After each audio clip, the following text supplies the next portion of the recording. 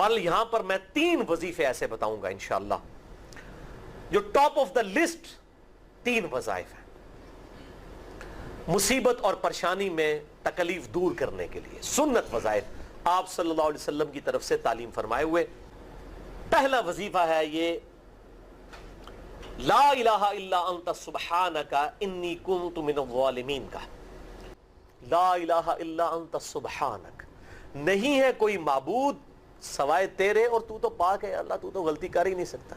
انی کنت من الظالمین، بے شک میں ہی خطا کار ہوں، میں ہی ظلم کرنے والا ہوں، میں ہی غلطی کرنے والا ہوں۔ جامعہ ترمذی میں انٹرنیشنل نمبر کے مطابق 3505، مشکات میں 2292 نمبر یہ حدیث ہے، اور قرآن حکیم میں تو ہم پڑھ چکے ہیں سورۃ الانبیاء آیت نمبر 87 اور 88 میں آپ صلی اللہ علیہ وسلم نے ارشاد فرمایا کہ یونس علیہ السلام نے مچھلی کے پیٹ میں اپنے رب کو ان الفاظ کے ساتھ پکارا تھا، لا الہ الا انت سبحانک انی کنت من الظالمین، اور پھر آپ صلی اللہ علیہ وسلم نے فرمایا کہ جو کوئی شخص اپنے کسی بھی معاملے میں کسی بھی پریشانی میں اس دعا کے ذریعے اللہ کی طرف متوجہ ہو، اللہ تعالیٰ اس کی دعا کو قبول فرما لیتا ہے۔ اور قرآن میں بھی آ گیا نا کذالک ننجی المؤمنین، اور کتنا بڑا فتویٰ آیا ہے میرے بھائیوں، سورہ الصافات 143 144، فلولا انہ کان من المسبحین، اگر یونس ہمیں ان الفاظ میں ہماری تسبیح نہ کرتا، للبث فی بطنہ الی یوم یبعثون، تو مچھلی کے پیٹ میں قیامت تک مچھلی کے پیٹ میں رہتا اگر اس طرح نہ ہمیں پکارتا، اس کی قبر مچھلی کا پیٹ بن جاتی۔ یعنی یہ اتنا عطاب، اور وہ دور ہو گیا اس دعا سے، بہت بڑے اسماء اعظم میں سے ہے۔ تو یہ بہترین دعا، بہترین وظیفہ، اسماء اعظم میں سے بہترین چیز، اور سب سے بڑھ کر جو میں نے بات کی کہ بہترین استغفار، اللہ سے توبہ مانگنے کا بہترین ذریعہ۔ آپ دیکھیں اللہ تعالیٰ کی کوالٹی کو کس طریقے سے انہوں نے اپنے لیے جو ہے وہ ذریعہ بنایا نجات کا۔ کہتے ہیں نا وہ کسی کے انسٹنکٹ پہ بات کرنا، کسی کی جبلت پہ، انہوں نے اللہ تبارک و تعالیٰ کی ایک خاص کوالٹی تھی جس کے ساتھ انہوں نے اللہ کی طرف دعا کی۔ وہ کیا؟ بڑی انٹلیکچوئل دعا ہے، لا الہ الا انت، اے اللہ تیرے سوا کوئی معبود نہیں ہے۔ یہ توحید کو پہلے نمبر پہ لے گئے۔ انت سبحانک، اے اللہ تو پاک ہے، تو غلطی کر ہی نہیں سکتا کیونکہ تو پاک ہے۔ انی کنت من الظالمین، میں تو انسان ہوں، میں تو غلطی کروں گا۔ اب جب اللہ تعالیٰ کو آپ اس طریقے سے کہیں گے اللہ تیرے کو تو غلطی نہیں ہوندی، میں تو بندہ آنا تو غلطی تو کراں گا، کیا زبردست انداز ہے اللہ کو پکارنے کا۔ اس پہ پھر نجات ہی ملنی تھی نا۔ اللہ تعالیٰ کی وہ کوالٹی انہوں نے ذکر کی ہے، اللہ میں تو بندہ ہونا تو غلطی کروں گا نا، تجھ سے تو غلطی نہیں ہونی، تو پاک ہے، غلطی تو میں نہیں کرنی ہے نا، تجھے تو ہو نہیں سکتی، جب میں کر بیٹھا ہوں تو معاف کر دینا۔ بہترین دعا ہے واللہ، بہترین استغفار ہے، اور صحیح بخاری اور مسلم کی متفق علیہ حدیث ہے، جب آپ تشہد میں بیٹھو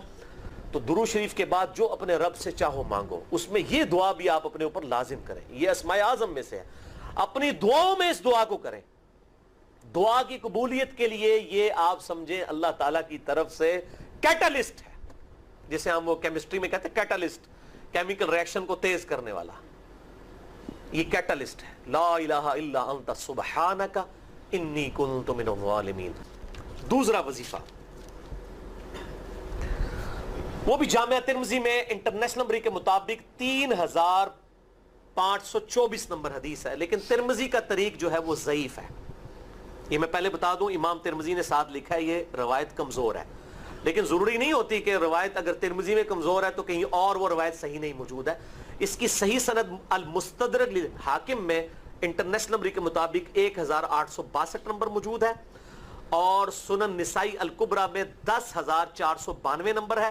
اور مشکات میں بھی 2454 نمبر حدیث ہے انٹرنیشنل نمبر کے مطابق۔ تو صحیح سند المستدرک للحاکم اور سنن نسائی الکبریٰ کے اندر موجود ہے، اور وہ وظیفہ ہے انس ابن مالک کہتے ہیں اور سعد ابن ابی وقاص کہتے ہیں رضی اللہ تعالی عنہما وعلیہم السلام کہ آپ صلی اللہ علیہ وسلم کو جب کبھی کوئی تکلیف یا پریشانی پہنچتی تو آپ صلی اللہ علیہ وآلہ وسلم ہمیشہ ان الفاظ میں اپنے رب کو پکارا کرتے ہیں۔ یا حی یا قیوم برحمتک استغیث، اے خود سے زندہ ہر چیز کو تھامنے والے، میں تیری رحمت کے ساتھ تیری مدد کا سوال کرتا ہوں۔ استغیث بولیں گے نا الف کے ساتھ، حمزہ کے ساتھ، تو یہ سنگولر کا صیغہ ہوگا، اور اگر ہم بولیں گے نستغیث نون کے ساتھ تو یہ جمع کا صیغہ بن جائے گا۔ کتنی بہترین دعا ہے، اے خود سے زندہ ہر چیز کو تھامنے والے، میں تیری رحمت کے ساتھ تیری مدد کا سوال کرتا ہوں۔ تو یہ بھی اسماء اعظم میں سے ہے۔ بہرحال یہ دوسرا وظیفہ ہو گیا۔ اب تیسرا وظیفہ جو ہے کمال وظیفہ، صحیح بخاری میں موجود ہے، انٹرنیشنل نمبر کے مطابق 4563 نمبر۔ ابن عباس رضی اللہ تعالی عنہما کہتے ہیں وعلیہم السلام، وہ کہتے ہیں کہ سیدنا ابراہیم علیہ السلام کو جب آگ میں پھینک رہے تھے نا،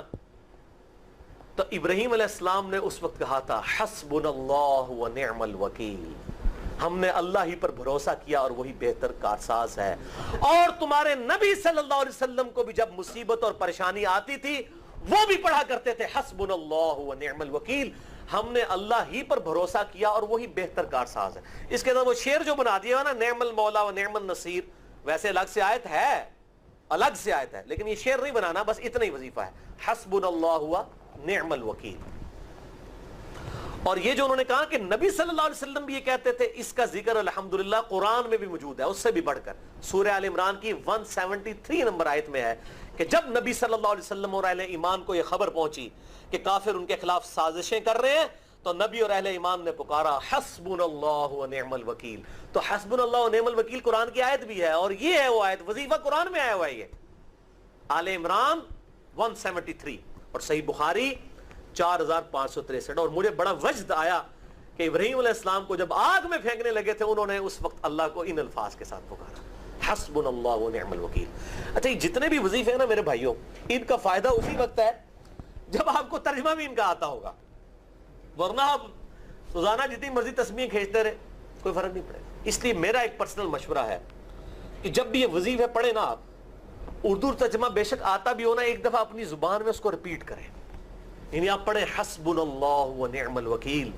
میں نے اللہ ہی پر بھروسہ کیا اور وہی بہتر کارساز ہے۔ آپ دیکھیں یہ صوت القرآن چینل میں جب وہ